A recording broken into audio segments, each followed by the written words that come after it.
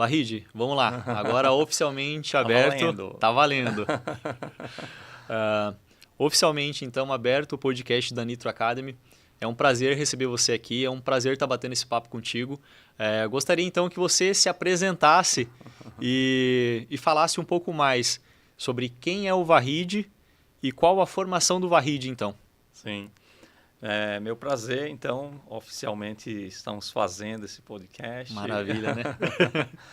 E meu nome é Vahid Sharafat, eu sou filho de professores, nascido na Paraíba, um nome importado. Importado.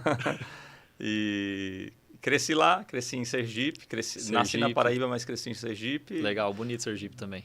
Conhece? Conheço, já fui lá já algumas vezes. E aí vim para Campinas fazer faculdade.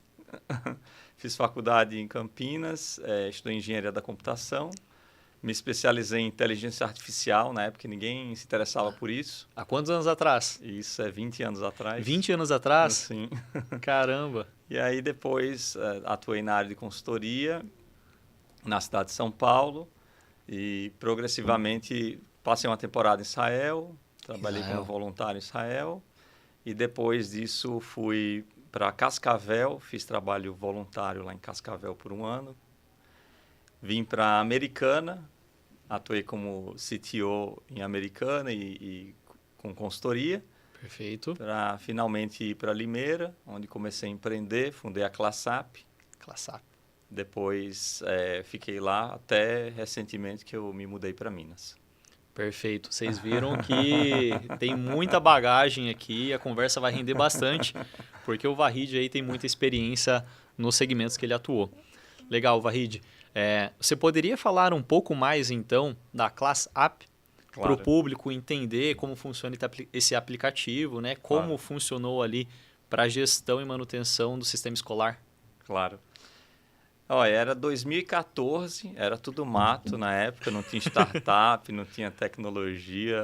O WhatsApp estava começando no Brasil, mais ou menos 50% dos pais da escola privada tinham smartphone já naquela época. Perfeito. E aí a Mona tinha 3 anos, ia para a escolinha e recebia os recados na agenda de papel ali, aquele recado lá, olha, amanhã traz isso, colado na agenda, aquela agendinha que vinha e ia para a escola.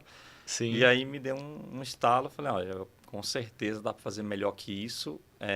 Inspirado no WhatsApp, me juntei ao meu cunhado e a gente criou uma versão do WhatsApp que foi pensada em substituir a agenda escolar para fazer essa interação entre escola e família. Assim nasce a ideia do Class App, né? Perfeito. Inicialmente a gente achou que era mais voltada para escolas infantis, aquela coisa ali de berçários, né? Essa comunicação mais de dia a dia mesmo.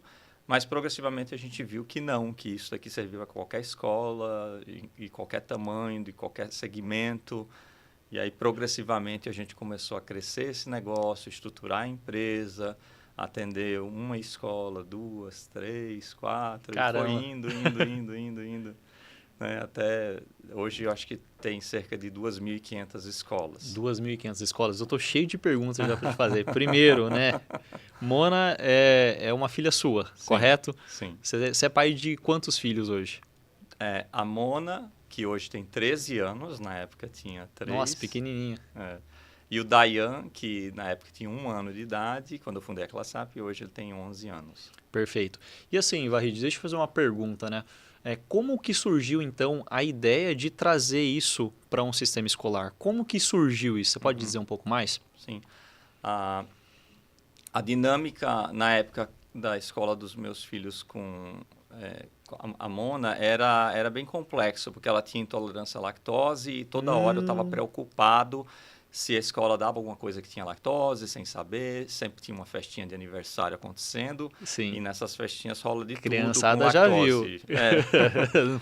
E aí eu queria avisar a professora, olha, lembra que ela tem alergia à lactose, lembra que para não dar nada para ela. E esse processo de fazer esses pequenos avisos era bem difícil. Eu estranhava, nossa, por que será que é tão difícil falar com a escola, né? E nesse processo eu percebi que tinha uma oportunidade de fazer uma comunicação direta da família com o professor. Eu levei essa proposta para a escola e falei, de jeito nenhum que Caramba. pode ter uma comunicação direta da família com a escola de jeito nenhum, porque a gente não vai ter registro disso, a gente não vai saber. Na agenda você escreve, a professora recebe, mas a escola tem um acesso, se ela precisa saber o que está acontecendo. Dessa forma direta, a gente não tem esse acesso. Por conta disso, a gente pensou, e se a gente fizer uma plataforma que comunica direto, mas você tem acesso?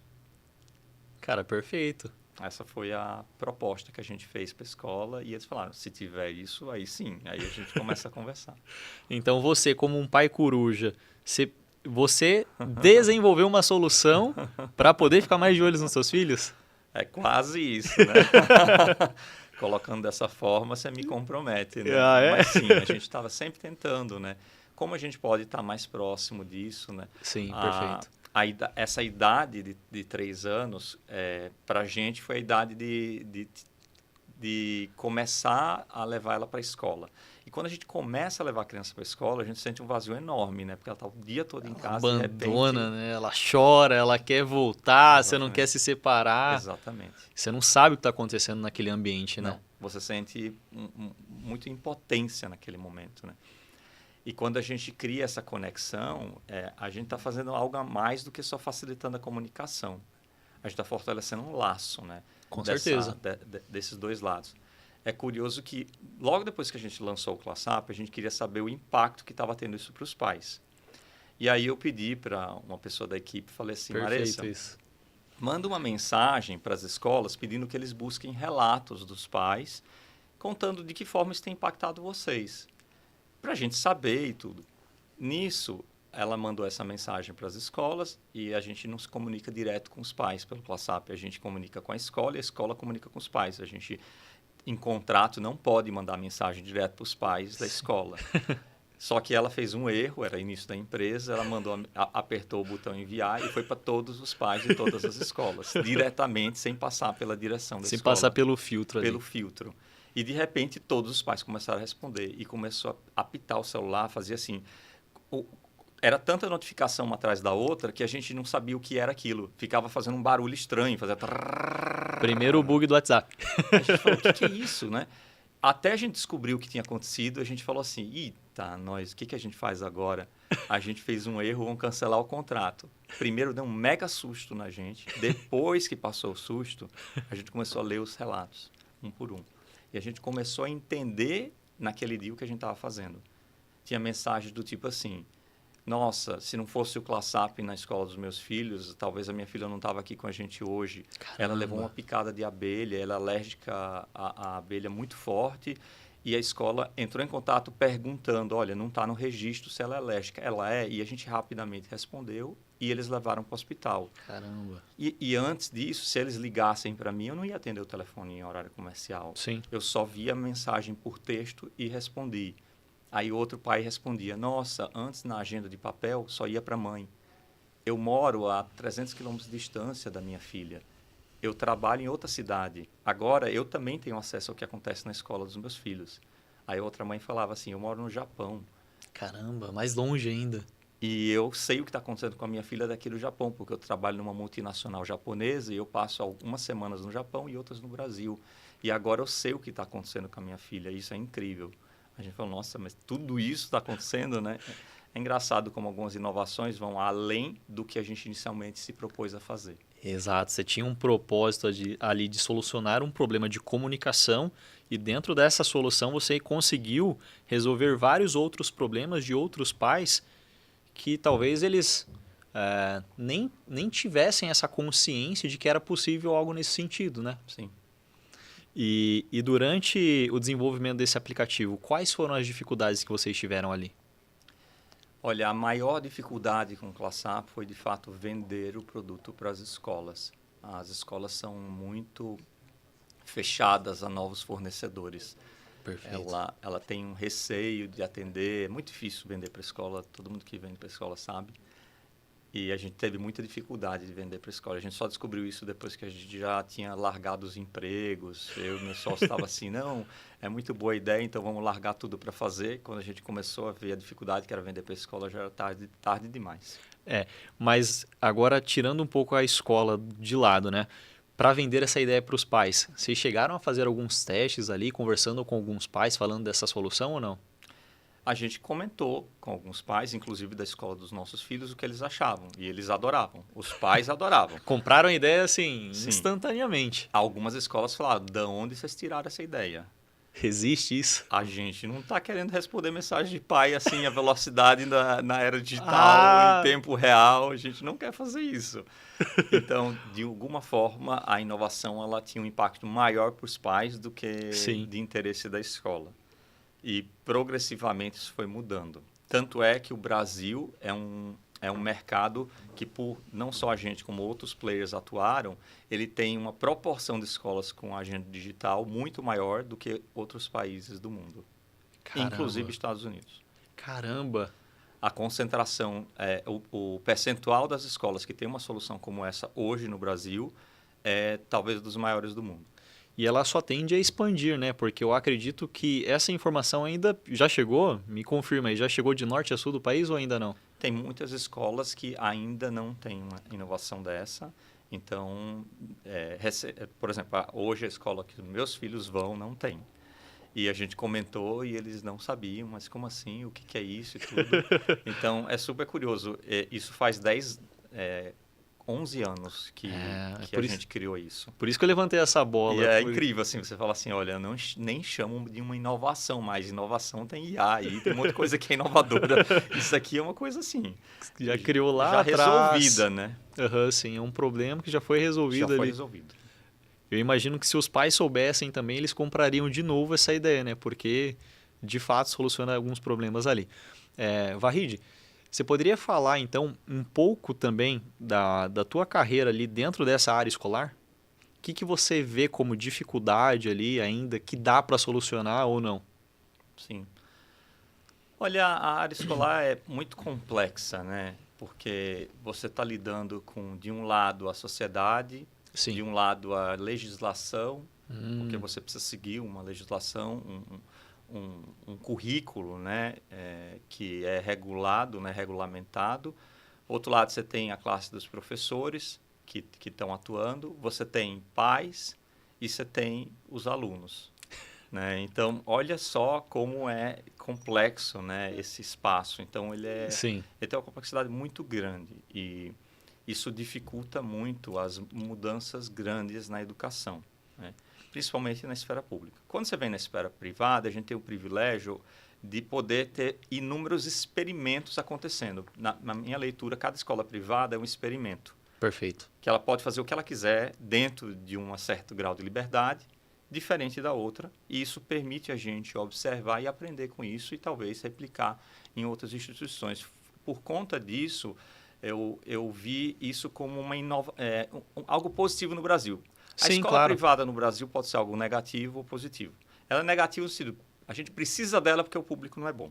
Sim. Mas ela é positiva porque é um grande palco para a gente ter flexibilidade e pensar coisas diferentes e dar uma oferta para as famílias que são talvez mais adaptadas à realidade de cada um.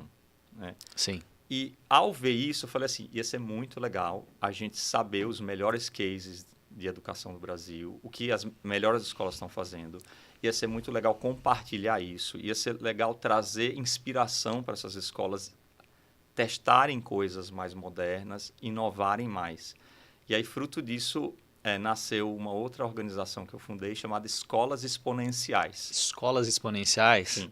Era para trazer o espírito das startups. Perfeito. Para o mindset da escola, para eles inovarem mais e mais rápido. E surgiu essa ideia das escolas exponenciais, depois de um tempo que eu fundei a ClassUp. E, na verdade, ela não veio como uma empresa com fins lucrativos. A ideia das escolas exponenciais era ser o braço social da ClassUp. Era para ser onde a gente devolve para a sociedade o que a gente estava tendo de sucesso financeiro. Perfeito. Você pode falar um pouco mais, então, sobre essa iniciativa que vocês tiveram e como ela impactou, então, tanto a parte dos alunos, né, da escola e quanto a parte dos pais? Pode destrinchar um pouco mais isso para nós? Sim. O foco das escolas exponenciais era empoderar os líderes educacionais a conseguirem trazer mais inovação, trazer mais gestão, aprender a operar como um líder melhor, aprender a operar com análise de dados. Então, dá um ferramental para o líder escolar operar melhor, tá? Tá, perfeito. Então, a partir daí, a sociedade ia ver o fruto disso. Sim. Então, a gente fazia pesquisas de mercado e compartilhava com esses líderes. A gente trazia palestrantes, fazia eventos para compartilhar com esses líderes, mas não com a ideia central de vender um produto ou vender uma fórmula. Tá? Entendi. Porque a gente percebeu que existia muita tentativa de simplificar a educação e falar assim, compra isso, compra lousa digital que a sua aula vai ficar moderna. Né? Ainda mais no nível do Brasil, com tantos problemas, ainda mais nessa área social e educacional. Sim. Então, a ideia por trás dela, em vez de a gente focar tanto em pensar em inovação como compra de tecnologia, vamos pensar em inovação como uma capacidade de resolver problemas com recursos limitados. Perfeito. Quando a gente pensa em inovação assim, a escola é o melhor candidato a falar, eu quero inovar. O melhor laboratório ali para tenho, você colocar suas ideias. Eu tenho tudo que você precisa para inovar. Eu tenho recursos limitados e eu tenho muitos problemas.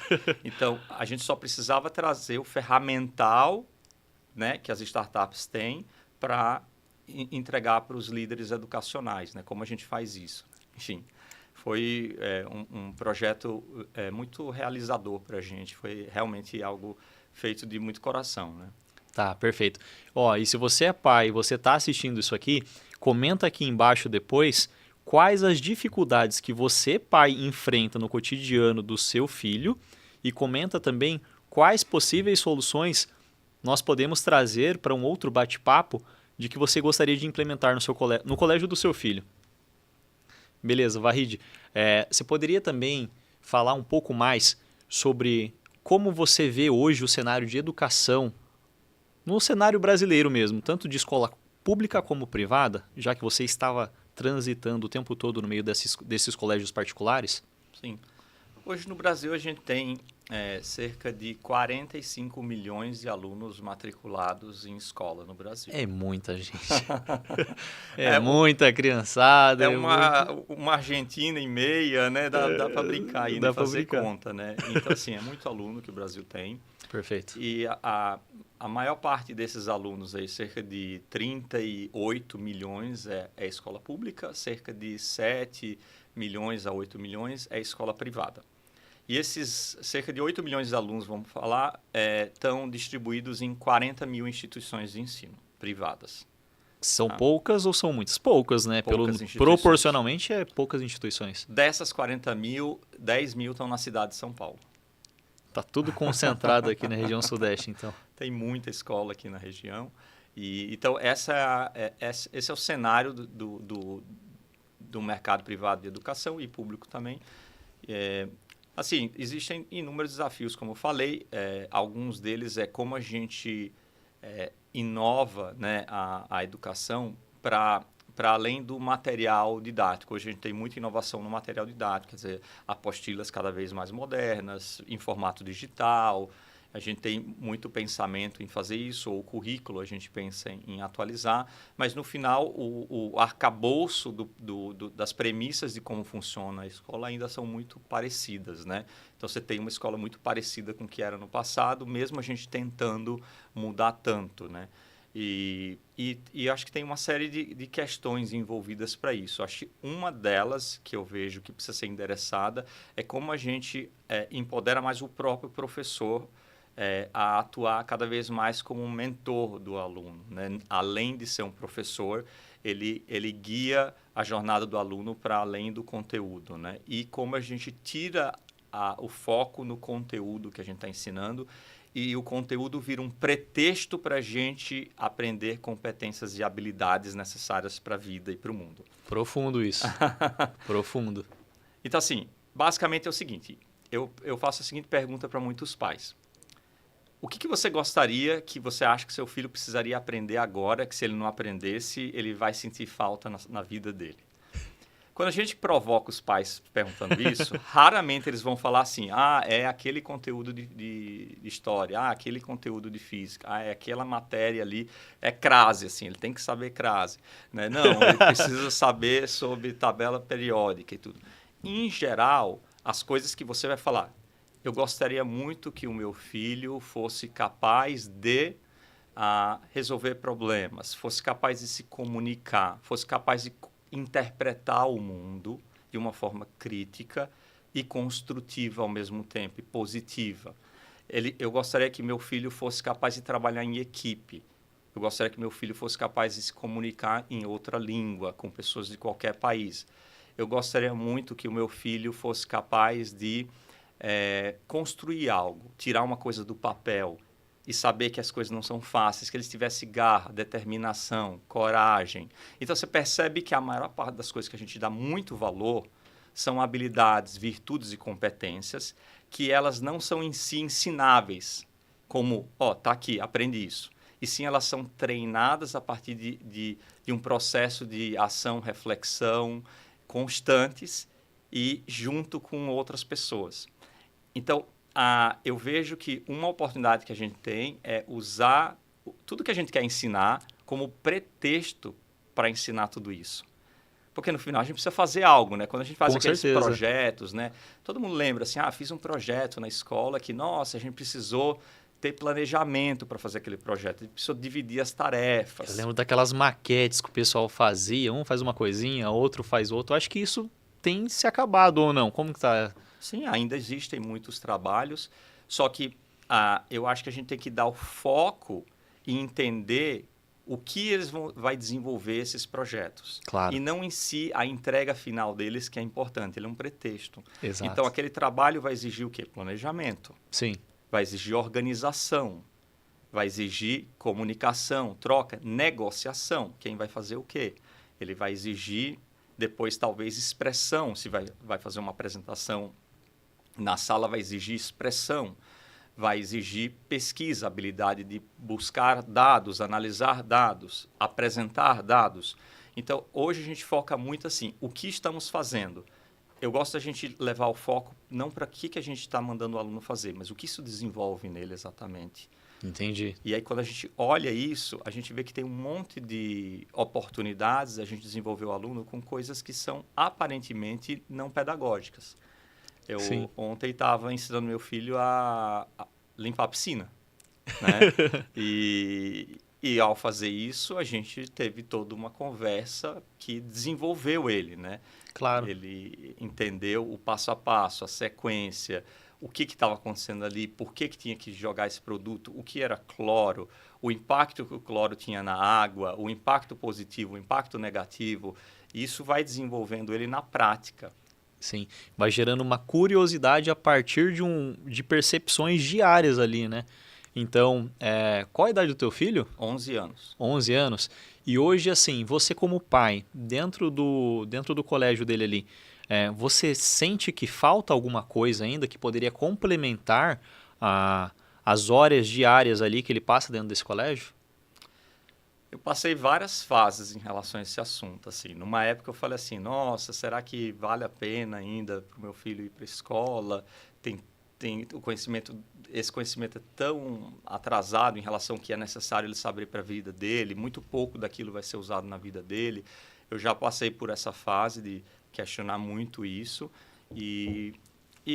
Hoje, assim, eu acho que de qualquer jeito, a gente precisa complementar, eu acho, que o aprendizado curricular da escola. Sim. Porque também não é legal todos os amigos deles saberem aquelas coisas, né? Saberem como funciona, né? Todas aquelas temáticas, e ele não saber. Você tem uma sensação de não pertencimento quando você não tem acesso ao conhecimento. Eu sei que você foi numa escola que ensinou coisas parecidas do que eu fui. Então, a gente sabe que tem um conhecimento comum ali, que nós dois tivemos. Se não existisse esse currículo único, eu acho que a gente ia sentir assim, o que será que você sabe mesmo, né? Você já ouviu falar de física? Você já ouviu falar de química? Cara, e é justamente isso que eu ia falar. Então, se a gente pega dentro da esfera pública e dentro da esfera privada, conhecimentos ali básicos, né, que a escola está fornecendo, matemática e física. Poxa, você se formou em engenharia. Cara, eu sou horrível com números. Então, tipo assim, eu já me sinto impotente perto de você.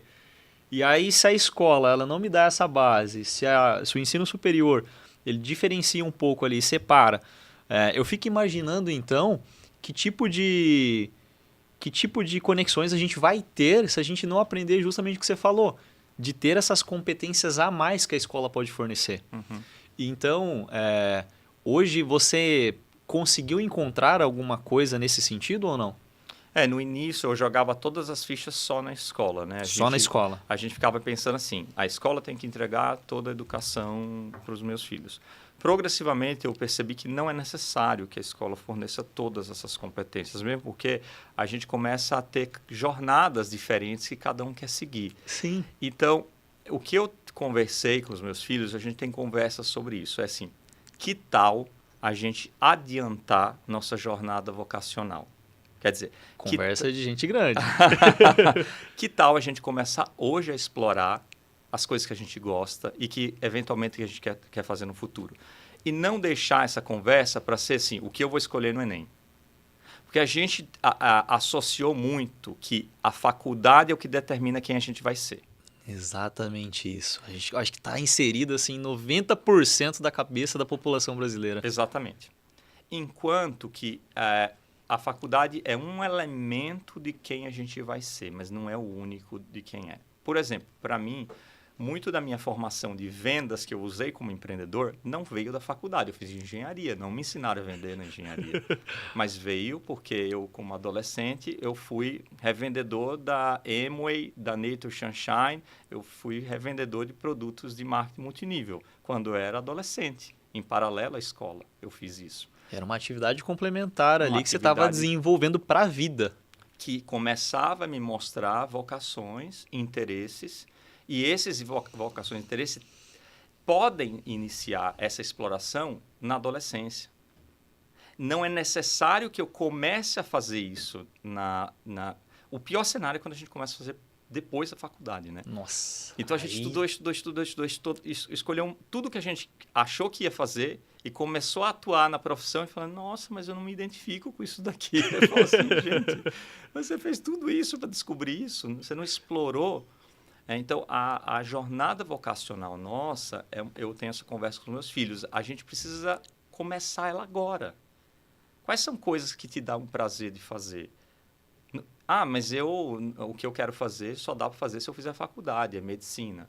Tá bom, mas vamos lá. O que é a profissão de medicina vai exigir de você no dia a dia? Você vai ter que lidar com pessoas, né?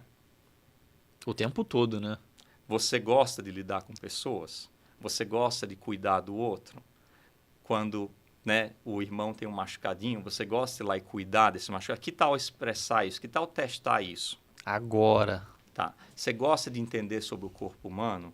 Você observa o seu corpo, você analisa o que você come, o impacto que se te dá energia, se dá fraqueza. Você quer entender do mundo da nutrição? Você já pode entender do mundo da nutrição hoje.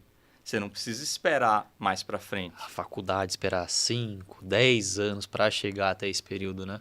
E esse processo pode fazer com que você descubra outras coisas que te interessam e te desenvolvam. Então, que tal a gente começar isso hoje? E assim, isso tudo é uma questão importante, porque assim, ao eu falar assim, não, eu não preciso fazer isso agora. Meus filhos são criança ainda, deixa eles brincar, né? Às vezes eu escuto isso de alguns pais, só que tem um perigo por trás dessa afirmação. Deixa eles brincar, depois eles vão decidir o que eles querem fazer da vida. Depois eles se preocupam com isso. O perigo dessa afirmação é entender que na adolescência a gente cria constrói a nossa visão de mundo. A gente começa a criar nossos interesses. A gente começa a criar a nossa capacidade de dedicar a uma coisa ou não. Tem muita gente que na adolescência vira atleta. E nessa idade já foca no atletismo e ganha uma Olimpíada antes mesmo de completar 18 anos. Sim. Outros desperdiçam esse tempo com ociosidade, com um videogame. Eu falo de um excesso, tá? De desperdício mesmo daquele tempo. Que a mente do adolescente está tão fértil para aprender e ele tem tempo. Muito tempo, inclusive. Muito tempo, porque quem nunca ouviu falar do adolescente falou, estou entediado. E, em geral, é pretexto para pegar o celular. Tá entediado até de ficar tentando selecionar o filme da Netflix ali, né? Tanta exposição, é tanta coisa que a pessoa, que muitas outras coisas ficam disputando, né? Hoje eu vejo muito que os jovens, os adolescentes, Eles estudam ali, né, no período, sei lá, de manhã até o meio-dia, depois eles chegam em casa e eles não têm atividades. Então, o que eles vão fazer? Como você falou agora, eles vão jogar videogame, eles vão assistir uma série, eles vão ficar ali perdendo tempo, fazendo coisas que não somam, não agrega para a vida deles. Isso é um desafio. Você concorda? No livro Geração Ansiosa, do Jonathan Haidt, é um dos livros que mais traz à luz o impacto que a era digital trouxe na vida dos adolescentes. Tá?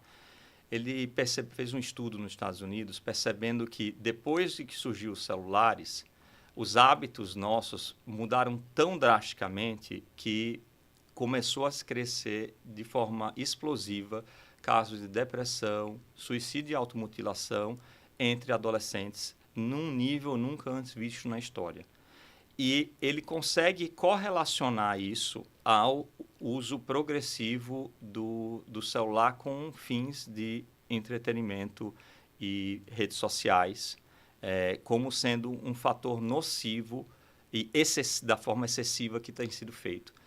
Então, isso foi algo que a gente tem acompanhado e, por conta desses estudos, que as escolas do mundo todo têm decidido proibir o uso de celular de forma não acompanhada, né? Quer dizer, pode ser usado o celular para uso pedagógico? Pode. Mas se ele for, o aluno está lá no intervalo sozinho com o celular, está sendo em todo mundo questionado isso e o perigo que isso tem. Para um cérebro em formação, para um cérebro que está ali, querendo o que é fácil, sabe? Ainda não aprendeu o valor do esforço. Precisando se desenvolver ainda, né? Eu estava lendo, esses dias atrás, uma notícia, né, que ela falava que 96% dos adolescentes ali de 11 a 16 anos, eles gastam 2 horas por dia em exposição dentro das redes sociais, Facebook, Instagram e TikTok.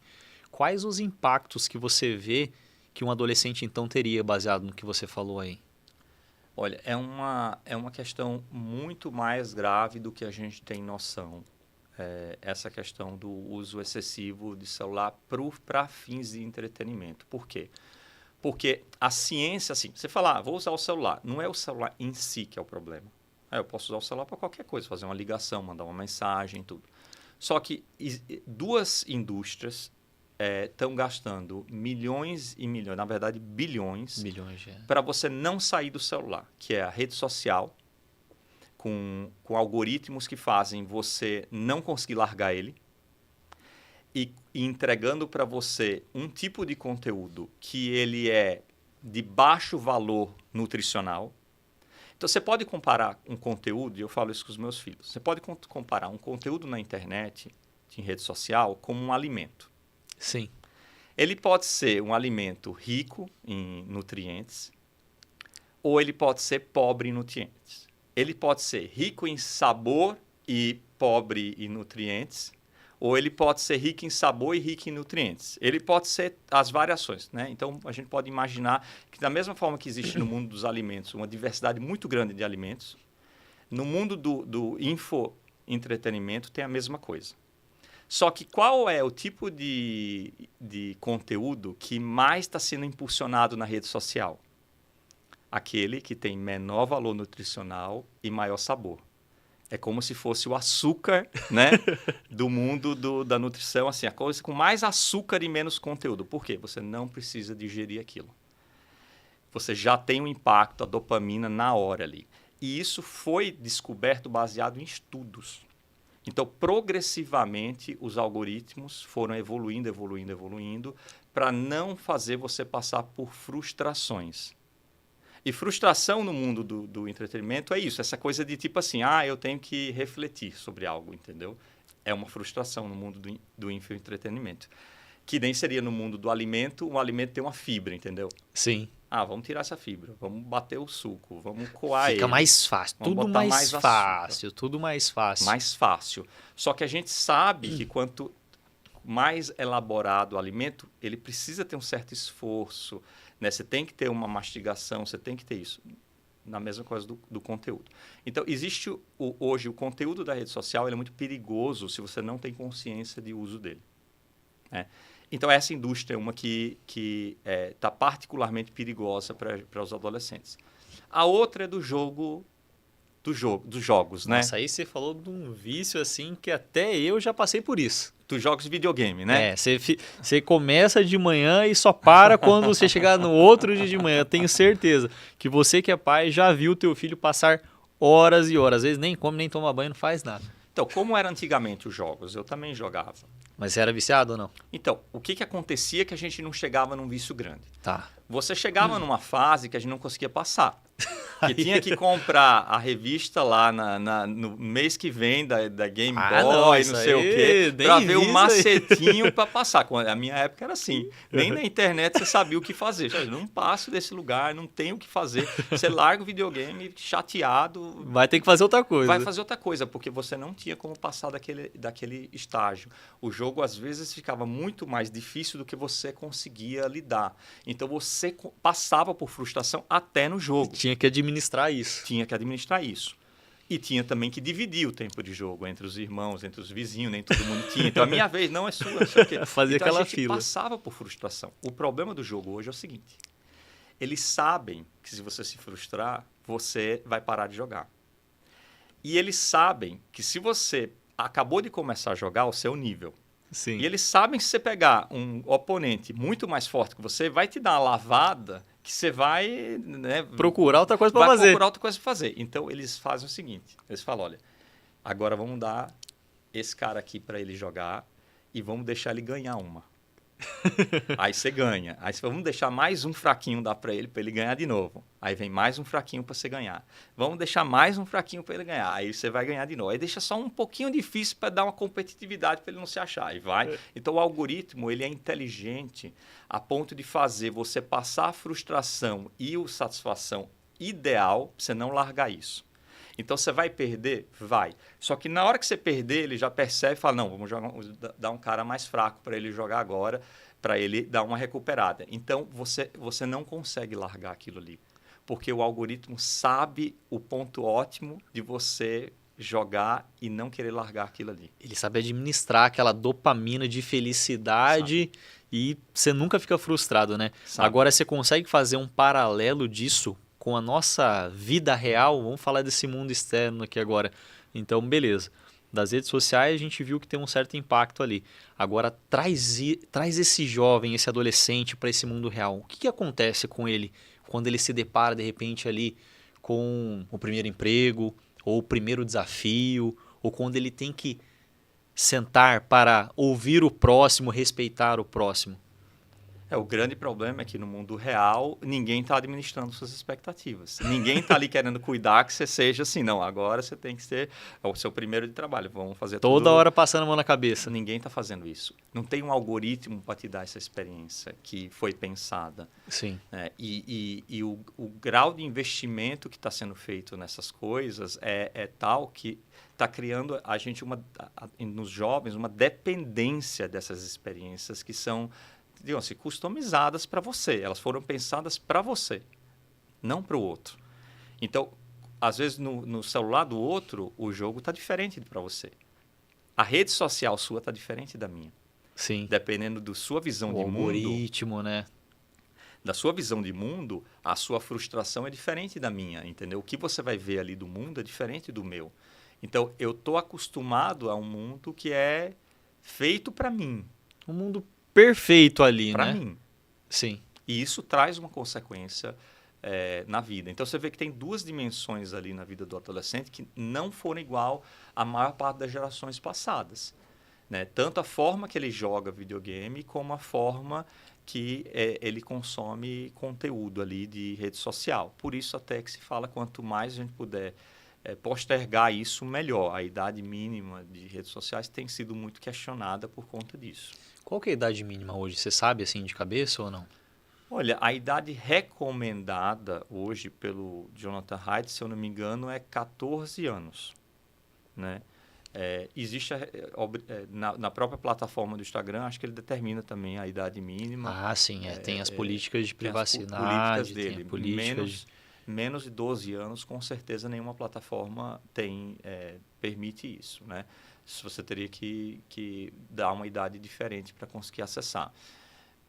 E eu não sei se também você já percebeu que quando a criança fica muito tempo na tela, ela fica mais agressiva.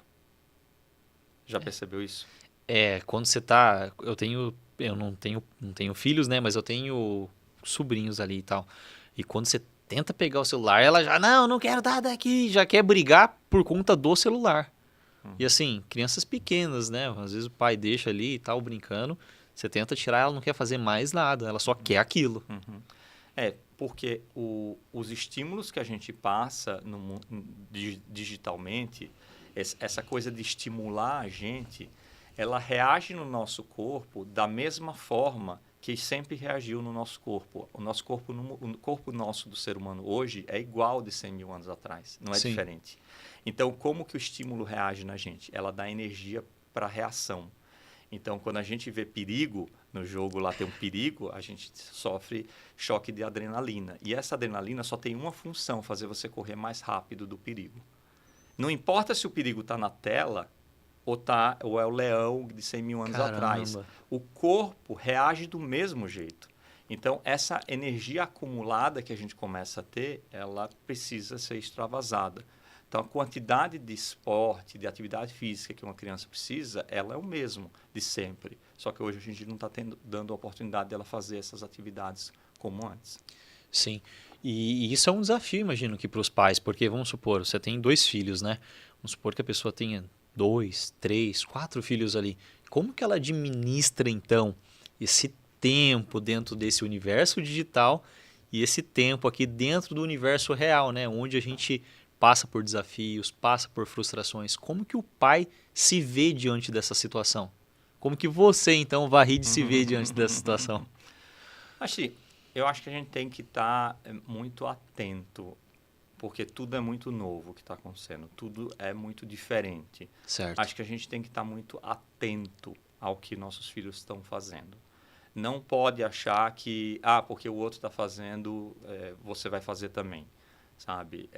Todo mundo está fazendo, então a gente tem que estar atento e refletir. Eu gosto de alguns conceitos que nos guiem nesse processo de decisão. Um deles é uma ferramenta muito simples, que é a gente parar todo dia um momento e refletir. Como a gente usou nosso tempo? A gente está usando o nosso tempo da melhor forma, como jovens, como adolescentes? Esse uso de tecnologia que a gente fez, as nossas escolhas do que a gente consumiu de tecnologia, estão nos fazendo sentir melhor ou pior? O que está fazendo dentro da gente isso? Eu estou dormindo melhor hoje ou pior? Estou assistindo esse novo seriado, né? Tem um monte de emoção que mexe em mim. Sobe e desce de emoção ali, né? Eu estou me sentindo que eu consigo concentrar mais na escola ou menos? Eu sinto que eu tenho tranquilidade ou mais ansiedade do que antes?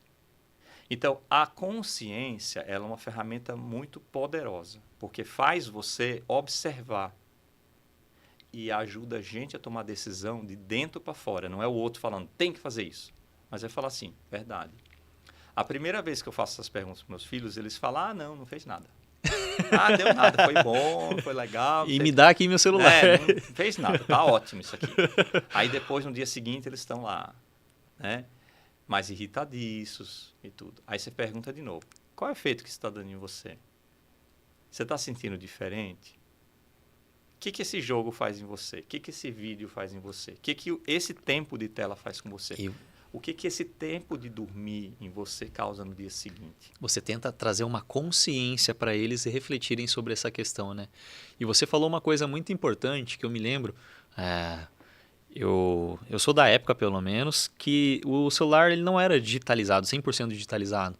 Só que era proibido levar o celular nas escolas. Você lembra disso? E aí, com o tempo, foi flexibilizando isso. Isso eu estou falando das escolas públicas e privadas. E agora, que é com o telefone celular ali, ele tá inserido dentro das escolas e não há mais essa proibição, eu vejo que muitos jovens eles se perdem no meio das aulas. Então, o cara está no meio da aula ali, o professor está falando alguma coisa, ele não respeita o professor, puxa a rede social, fica no TikTok, fica no Instagram. Ou seja, ele sai de casa mexendo no celular, vai para a escola mexer no celular e ali ele fica. Então, com certeza, isso tem afetado o desempenho na educação. Como que você vê essa questão também? Eu sei que é um ponto muito delicado, mas eu queria que você comentasse um pouco sobre. Sim. Acho que assim, a gente não pode deixar nossos filhos usar o tanto de celular que eles querem. Da mesma forma que você não pode botar na hora do almoço as crianças comer o quanto de doce elas querem, sabe? Tem que ser dosado. Porque foi feito alguns estudos que mostram assim, esse tipo de conteúdo afeta nossa percepção de moderação.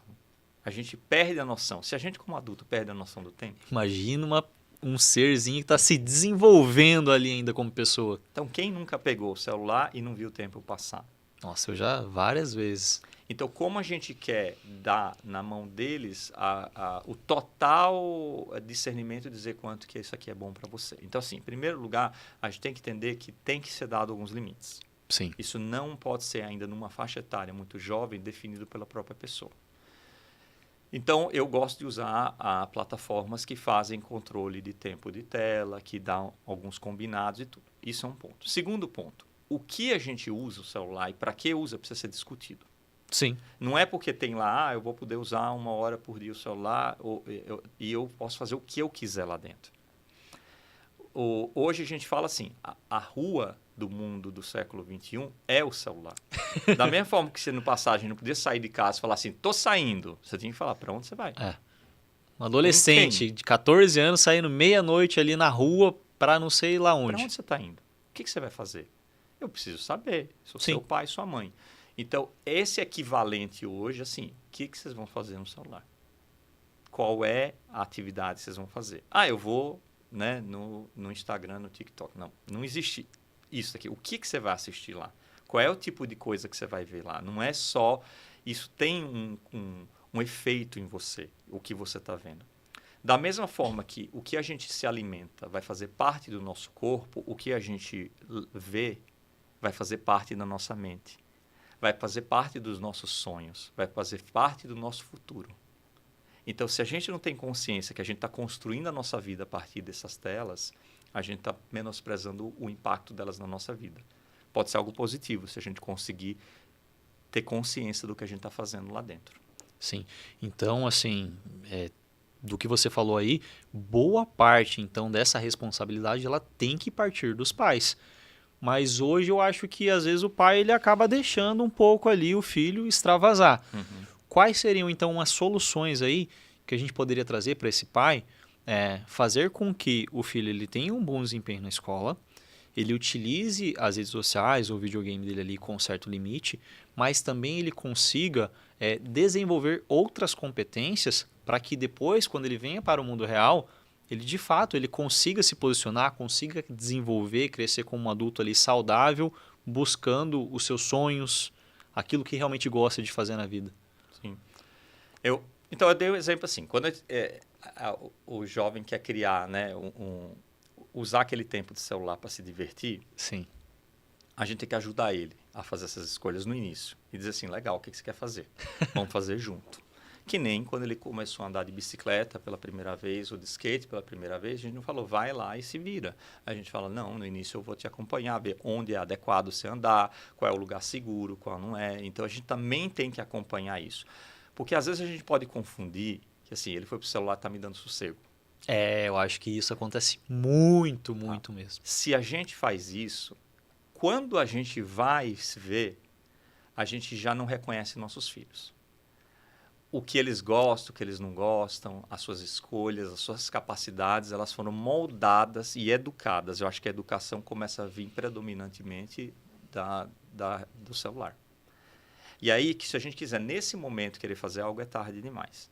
Então, o que eu gosto de fazer? Legal, vamos fazer um jogo? Vamos escolher um jogo para jogar. Se eu tenho consciência que tem jogo que me dá ansiedade, me dá nervosismo, vamos jogar esse jogo ou procurar um outro melhor? Então, tem jogos que vão ajudar a gente a ter estratégia, que são jogos que estão num ritmo que não afetam a minha idade, né? São adequados à minha idade. Então, eu já percebi alguns jogos que fazem são super viciantes e geram ansiedade, né? Clash Royale, Brawl Stars, Fortnite, né? Então, são jogos. Jogos são perigosos do ponto de vista do que acontece lá dentro, né? Esses jogos sociais, né? Que tem os bonequinhos que se falam, que tem conversação dentro deles. Tem pessoas que entram lá como adultos e se fazem de criança ali nesses jogos. É um perigo isso. É um perigo isso. Então, assim, a gente tem que conhecer esse mundo e acompanhar o adolescente nesse mundo. A mesma coisa na rede social. Se eu for liberar, o que a gente vai assistir aqui? Qual é o propósito desse momento? Vamos querer explorar um hobby? Por exemplo, com meu filho eu falei, vamos querer, que hobby você gosta? Vamos escolher um instrumento para você tocar? Vamos ver vídeo de vários instrumentos para a gente escolher um? Vamos. Então, por exemplo, a gente acabou vendo coisas de piano e ele gostou de piano. A gente desenvolveu esse interesse no piano a partir do YouTube, de vídeos de piano no YouTube. E também aprendeu a tocar piano pelo YouTube. Caramba, isso é muito legal mesmo. Não precisa ter um piano, né? Só precisa de um telefone ali e ficar não, a gente acabou comprando também o piano. Ah, comprou também o piano? O tecladinho, e aí ele assistiu o vídeo, tocava, ele hoje toca piano por causa de ter isso. Então, assim, a questão toda é a gente tem que acompanhar esse processo. Sim. E pensando nesse processo ainda, existe alguma solução então para o pai que quer trazer uma competência a mais para o filho dele, que não está inserido dentro da escola, que pode estar dentro das redes sociais, ou que ele possa assistir de repentemente online ali? Seria uma aula extracurricular. Sim. Então, hoje a Mônica tinha 3 aninhos quando eu fundei a Classep, né? E eu estava super preocupado com o que acontecia com ela na escola, né? Aquele tempo lá atrás, 20 anos. Hoje, a minha filha Mona tem 13 anos. E eu fico preocupado o que vai ser o mundo dela daqui a 10, 20 anos. É muito difícil de imaginar esse mundo. É uma projeção. E o que eu posso fazer hoje que ajude ela a navegar nesse mundo da melhor forma, né? E que também ela não dependa de tomar as escolhas de vida dela só na faculdade. Que eu ajude ela a tomar, que ela comece a explorar o mundo e se conheça agora, né? Então, nessa jornada, eu fiquei pesquisando muito assim, quais são cursos complementares que ela podia estudar e tudo. Eu conheci um curso nos Estados Unidos chamado Astranova, que foi fundada, que é investida pelo Elon Musk, que a ideia é desenvolver habilidades de resolver problemas, que o foco é em grupos pequenos, né, de alunos do mundo todo que estão tentando, a partir de matérias como astronomia, empreendedorismo, design, programação, aprendendo já cursos vocacionais, né, que despertem o interesse do aluno por uma metodologia de projetos, né? E fiquei indo atrás dessas coisas, né? E acabei conseguindo, né, matricular ela nessa escola e tem sido uma experiência muito bacana ver o quanto isso desperta o interesse dela, o quanto tem tirado ela do tempo de tela sem valor, né? E Sim. tem criado um tempo de entretenimento assim gostoso de ver, que está desenvolvendo ela, esse conhecimento novo que está vindo ela. E deixa eu te fazer uma pergunta, já que você citou aí o Elon Musk, citou a Astranova. Foi muito difícil para você conseguir cadastrar ela lá ou não? Porque assim, eu estou pensando agora no cenário brasileiro. Você chegou a dar uma investigada aqui no mercado brasileiro, como está o mercado para essa segmentação de ensino?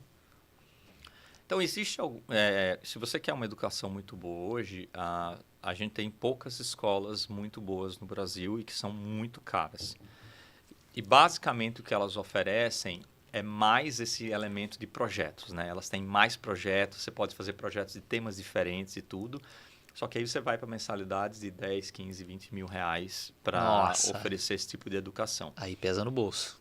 Então, assim, o que eu pensei, é possível, talvez, a gente criar um complemento da educação básica aí, com esses elementos de projetos de áreas diferentes. Imagina se a gente pudesse criar uma escola que tivesse só a matéria de interesse do aluno, né? E que a gente usasse esse interesse com uma intenção de desenvolver competências para o futuro dele. Meu sonho isso aí. Eu queria que tivesse isso na minha época, porque... Existe? Existe? Olha, eu preciso analisar, porque dá até vontade de voltar a estudar. Porque assim, eu tinha dificuldades e tinha coisas que eu não gostava de fazer. Eu lembro de aula de artes. Eu não nasci com esse dom. Aí eu olhava ali o desenho das pessoas ali, um desenho perfeito, surreal. Quando eu olhar para o meu, aqueles de palitinho ali. Então eu me sentia um pouco impotente. Eu queria aprender outras coisas. Por exemplo, eu sempre fui fascinado por física, por vários elementos, fatores de como o mundo funcionava. Só que no meu ensino médio eu não tive essa oportunidade. E na época eu lembro que não era tão disseminada a informação. Então eu não sabia onde encontrar essa informação. Hoje existem muitos meios de comunicação, imagino que existam cursos também. Você poderia trazer algum exemplo de alguma coisa que a tua filha está vendo, então, hoje, nessa escola que ela está estudando, que no mercado brasileiro você fala, poxa, eu acho que não está tão desenvolvido ainda para o nosso mercado. Uhum. O que eu estou oferecendo hoje para minha filha de educação, que eu acho mais moderno, é buscando professores muito bons, Perfeito. que têm paixão pelo que eles ensinam, tá? O interesse por uma área, ela é dado por você conhecer pessoas que gostam muito daquilo. Você não consegue pegar e falar num livro-texto, falar aqui, ó, tá aqui esse conhecimento e você se apaixonar por ele. Mas se eu contar uma coisa que eu gosto e eu te ensinar isso, mas eu contar a beleza daquilo, você vai se encantar e começar a ter interesse naquilo, tá? Então, um elemento central numa boa educação é ter professores que amam ensinar aquilo que eles ensinam. Eles têm um interesse específico naquilo, são apaixonados pelo que ensinam. Então, hoje eu estou buscando uma série de professores que têm essas características para dar essas aulas para os meus filhos. Perfeito. Tá? Depois, você tem que criar projetos que eles tenham vontade de fazer. O projeto que tenha vontade de fazer não é nada mais do que assim. E aí, você gostaria de aprender a colocar um vídeo no YouTube? Editar um vídeo para o YouTube? Você gostaria de fazer isso? Ou para o outro, para uma criança que tem uma habilidade em outra área de ciência, gostaria de criar, sei lá, um pequeno jogo, programar um pequeno jogo? Você gostaria de fazer isso? E a gente explorar como chegar a isso? Então, o projeto vai direcionar o interesse do aluno e a gente vai trazer o conhecimento para dar suporte a isso. Hoje, muitas vezes, a gente vai na escola e, assim, a gente aprende um monte de coisa. Cada coisa que a gente aprende é uma ferramenta, uma equação, né, a usar um compasso, a matemática, a leitura, tudo são ferramentas. Sim. Só que a gente, às vezes, não consegue usar aquelas ferramentas dentro de um contexto. Tanto é que você chega lá e vai fazer uma coisa na vida real, você não consegue juntar aquele conhecimento, aquelas ferramentas e usar na vida real. Fica tudo disperso ali, né? Você precisa entender o momento para usar. Então, um modelo educacional mais moderno é inverter a lógica. Em vez de a gente ensinar todas as ferramentas e depois ver se o aluno consegue usar aquilo dentro do contexto, inverter. Vamos pegar um problema, vamos pegar um assunto que você quer fazer e trazer o conhecimento, as ferramentas para ensinar você dentro desse contexto. Então, a gente vai... Vamos editar um vídeo? Vamos. Tá. Vamos publicar isso no YouTube? É isso que você quer fazer? Tá, eu vou te ensinar a fazer isso dentro dessa ferramenta, dentro do Photoshop, dentro dessa outra plataforma. Então, você não chega e dá o curso da plataforma. Entendi. Você faz ela ter interesse na plataforma. Vamos aprender Java? Vamos aprender Python? Não quero. Por quê? Porque o foco é ensinar a ferramenta. Sim. É que nem eu chegar e falar assim, ó, isso aqui é uma caixa de ferramenta. Quer aprender o que é chave de fenda, chato. martelo? O adolescente não vai querer mexer com isso. Vamos construir um banco? Aí já é outra coisa, né? Já é um projeto que ele vai ter que desenvolver as habilidades ali, utilizando as ferramentas certas. Para cada momento, a gente vai trazer, olha, para essa etapa do banco, a gente vai trabalhar com o martelo e o prego. Aí a gente vai trabalhar com a régua.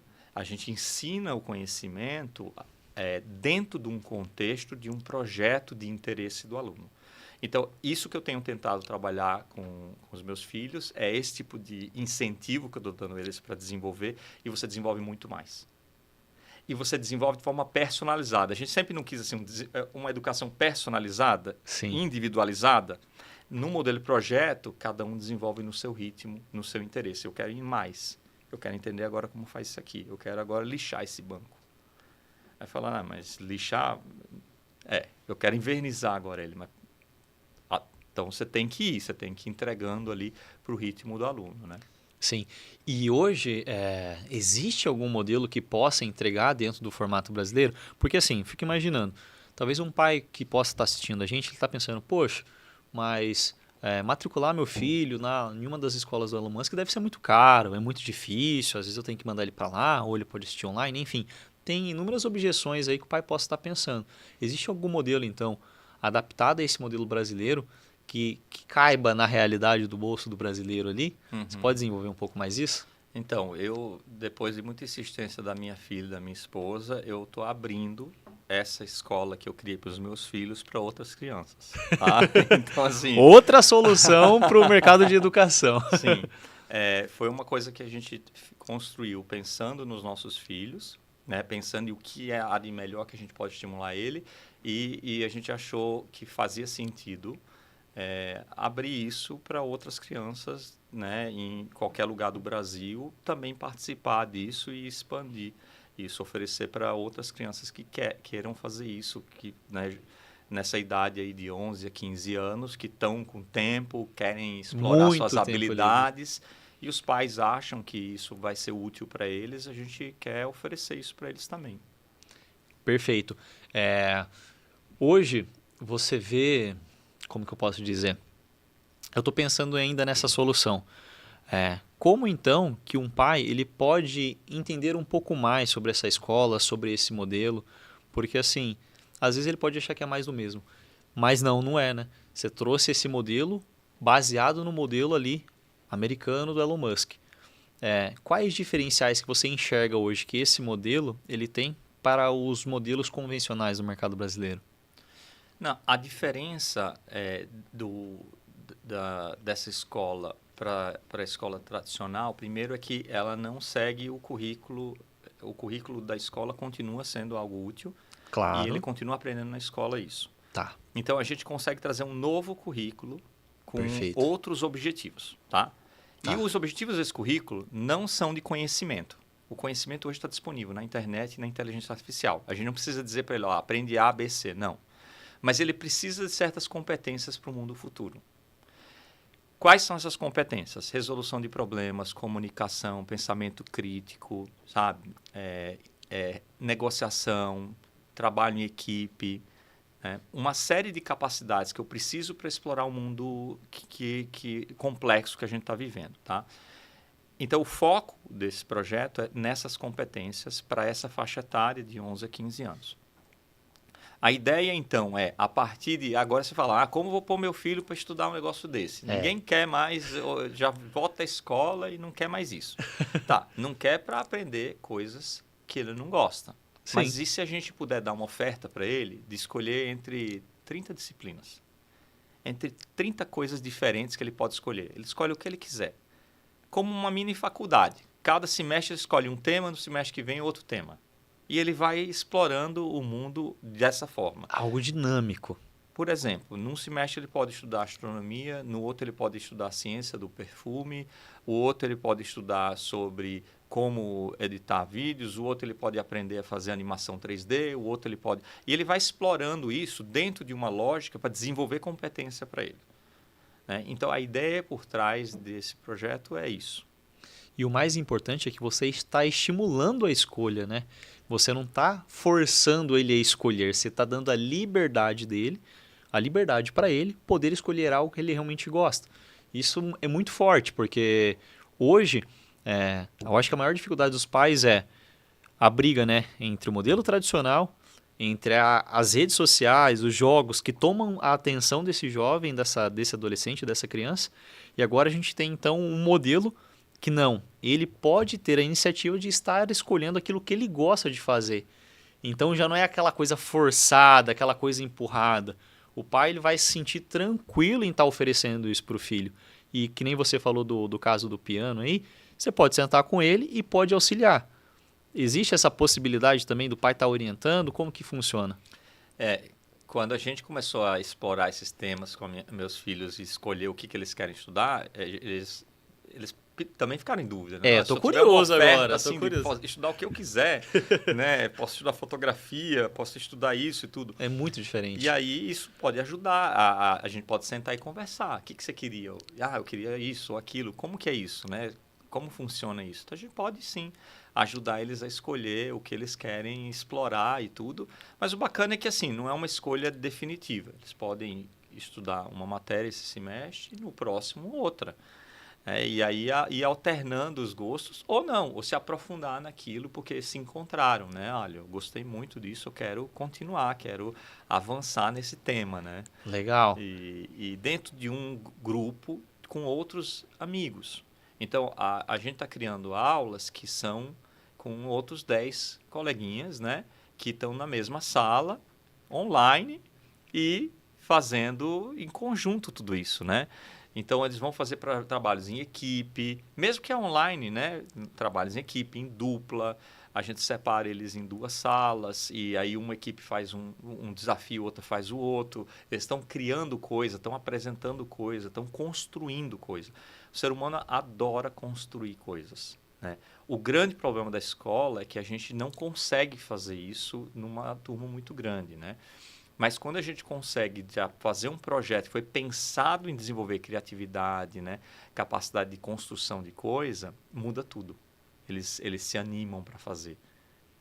Eu ia adorar vendo de repente meu filho trocar a rede social ali para um projeto que depois ele possa me apresentar, que ele sinta orgulho de falar, olha pai, olha mãe, eu construí isso, olha o projeto que eu estou desenvolvendo, olha que legal isso, olha que legal aquilo. Então acho que falta disso nos nossos adolescentes, né? Eu vejo muitos outros países desenvolvendo seus adolescentes, desenvolvendo suas crianças, preparando eles para o futuro. Mas eu não vejo muito incentivo aqui hoje no Brasil em relação a essa faixa etária que você falou, né? Dos 11 ali aos 15, 16 anos. Então, eu acho isso muito interessante. Outra pergunta também, Vahid, é quanto tempo duraria então? Eu sei que eu poderia escolher um mês uma matéria, outro mês outra matéria. Quanto tempo? Eu quero me aprofundar só em astronomia. Quanto tempo, então, eu poderia me aprofundar ali nela? Essa pergunta que você fez antes é muito interessante, né? Que parece que tem um vazio no Brasil. Um oco, né? Nessa faixa etária de 11 a 15 anos, de atividades para eles fazerem, e que bata com o meu horário, tá? Eu estava tentando levar eles para achar coisas legais para eles fazer, mas sempre assim... na segunda-feira, 2 da tarde, que eles não podem ir naquele horário, naquele lugar, fazer aquilo ali que colide com outro. Então, assim, eu percebi que precisava ter uma ampla oferta de disciplinas em vários horários para a pessoa poder escolher. Isso é importante. Porque senão não bate. E a questão de tentar ter que levar e buscar hoje é muito inconveniente, sabe? Então, fazer isso em casa... né, num horário que o seu filho tem disponibilidade é muito importante para a gente conseguir, de fato, usar esse tempo deles. E se a gente, nessa faixa etária, não usa esse interesse deles, passa. Então, você falou, Vahid, eu gostava desses temas de ciência, né? Se você não pega Sim. naquela faixa etária e usa o interesse dele, explora isso, vai passar. Se perde, né? Se perde aquilo. Então, você tem que usar essa curiosidade da criança e alimentar ela. E até nutrir. O que você gostaria se você pudesse fazer alguma coisa, sabe? A gente hoje está pensando em fazer uma escola que, se um adolescente falar assim, olha, eu quero aprender a fazer design de roupas, assim, sabe? E não acho nenhum lugar, uma coisa para uma criança de 12 anos fazer isso. Não. A gente ache um professor para poder ensinar isso para ela, sabe? E ofereça isso para mais crianças. Então, a gente está invertendo a lógica um pouco do mercado, tá? E não pegar e falar assim, tem que ensinar programação para todo mundo. Todo mundo tem que aprender programação. Não. Cada criança e adolescente é diferente. Sim. Então, o que vai estimular um não é o que vai estimular o outro. E a gente tem que ter paciência com isso. Só que o importante é nutrir esse interesse. Porque principalmente no contexto da escola que a gente está criando, que é o seguinte, a gente vai usar aquele conteúdo com intencionalidade. Mesmo que for para fazer um vídeo no YouTube, a gente não vai fazer isso para limitar o futuro dele a ser youtuber. A gente está pensando em fazer o seguinte, beleza, isso aqui exige planejamento, fazer isso, exige roteirização, exige escrita, exige isso aqui, aprender a usar uma ferramenta, Isso aqui vai exigir você a pensar na mensagem, a desconstruir a mensagem, pensar no público-alvo. E a gente vai desenvolver uma série de competências que, às vezes, na jornada dele, fala, nossa, eu gostei muito desse negócio aqui, que é fazer trilha sonora para esse negócio. Eu gostei muito do impacto do som que tem nisso. Então, quando a gente usa o interesse do aluno como intenção de desenvolver ele, tudo é pedagógico, tudo desenvolve ele. Quando você fala assim, não, faz o que você quiser, é muito perigoso. Porque e já tira um pouco o interesse, né, em aprender. Uhum. Deixa eu te fazer uma outra pergunta também. Você já citou, né, que é mais fácil, que é mais... quanto tempo duraria, então, cada aula aí? Teria mais ou menos aí um período de aula? Sim. As aulas são de 1 hora de duração, uma vez por semana, e seria uma oferta de dezenas de disciplinas de interesse dos adolescentes, né? E ele faria isso num período de um semestre, e todo semestre poderia trocar e fazer uma outra disciplina depois. Tá, legal. Em turmas de 10 alunos, mais ou menos. 10 alunos? E um professor. Legal. Vamos supor, então, que o meu filho escolheu ali fazer... Ele decidiu entrar para esse nível de aprendizado. Quanto tempo duraria? Pode ficar 1 ano, 2 anos? Quanto tempo ficaria? A ideia é que ele continue fazendo disciplina após disciplina o quanto tempo ele quiser, né? Por 6 meses, 1 ano, 2 anos, o quanto ele ainda se sentir estimulado a explorar aqueles conteúdos ali. Então, não tem um limite. Não tem um limite. Isso é perfeito, né? Vamos lá. Tô te enchendo de pergunta aqui, vou continuar perguntando. Além do tempo aí e tal, onde ficaria então essa sala de aula? Seria encontros, né? Dentro de uma plataforma controlada ali? Seria um Meet, seria um Zoom? Só para os pais entenderem. Então, essas aulas vão acontecer numa plataforma como o Zoom, uma vez por semana, mediado por um professor, e em turmas pequenas, de 5 a 10 alunos. E eles, dentro dessas turmas, vai ser muito ativo o processo. O professor vai ser como um mentor para ajudar os alunos nos projetos que vão ser propostos para eles. Então, além da aula, os alunos fora da aula também vão estar construindo esses projetos e é uma jornada, né? Sim. Agora eu acho que uma das perguntas mais importantes que os pais vão fazerem para essa escola, Vahid, vamos lá. Você falou de 10 mil reais uma escola, talvez custe 5 mil reais. Quanto custaria isso? Teria um valor? Como que funcionaria também esses pagamentos? Sim.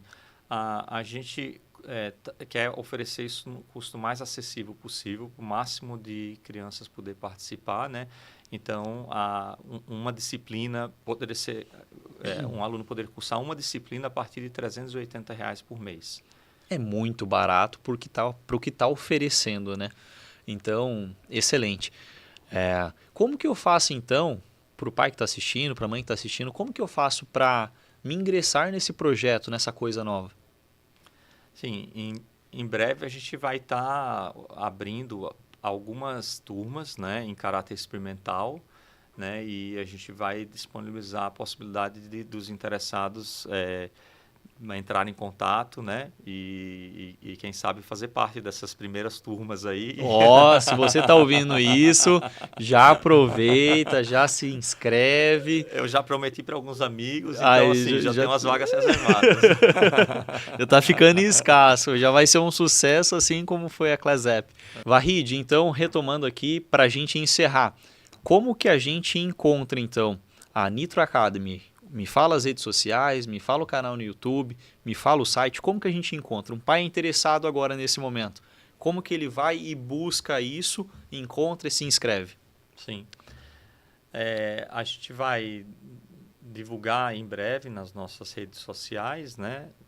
E no nosso site. O site é nitro.academy, é facinho. Facinho, já decorou aí, né? E a gente está, nesse momento, muito em busca de professores com esse perfil, aumentar essa gama de professores, porque eu acho que um dos segredos desse projeto é ter uma ampla oferta de disciplinas para essa faixa etária, é o carinho que a gente está olhando para essa faixa etária, pensando nela como que a gente gostaria de ter sido guiado, né, nesse momento, né? Então, e em breve a gente já, dentre alguns dias, já estamos liberando isso daí para o público e buscando feedback mesmo, né, dessa comunidade de pais e alunos, o que eles estão buscando nessa jornada e vamos atualizar isso constantemente para ter realmente uma nova oferta de educação no Brasil que estimule os nossos jovens. Maravilha. E se você é pai, então, está acompanhando aqui, espero que você nos encontre bem. Deixe seus comentários aí, fala o que você gostaria também, dê um feedback para que a gente possa se organizar. O Vahid ele vai se organizar, vai tentar atender a demanda aí, que eu imagino que seja gigantesca. E vamos cuidar das crianças aí, cuidar dos adolescentes, para que a gente consiga aí construir um futuro, um Brasil melhor nesse sentido de educação. Obrigado, Vahid.